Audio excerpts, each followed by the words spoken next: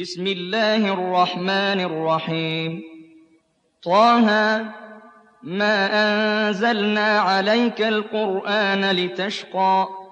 إلا تذكرة لمن يخشى تنزيلا ممن خلق الأرض والسماوات العلى الرحمن على العرش استوى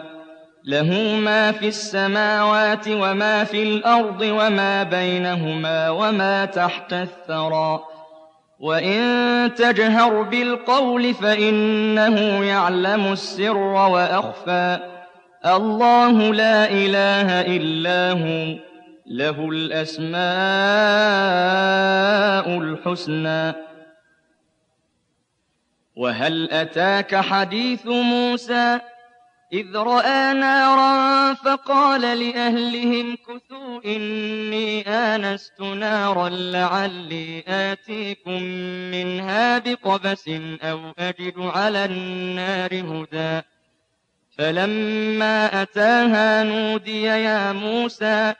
إني أنا ربك فاخلع نعليك إنك بالوادي المقدس طوى وأنا اخترتك فاستمع لما يوحى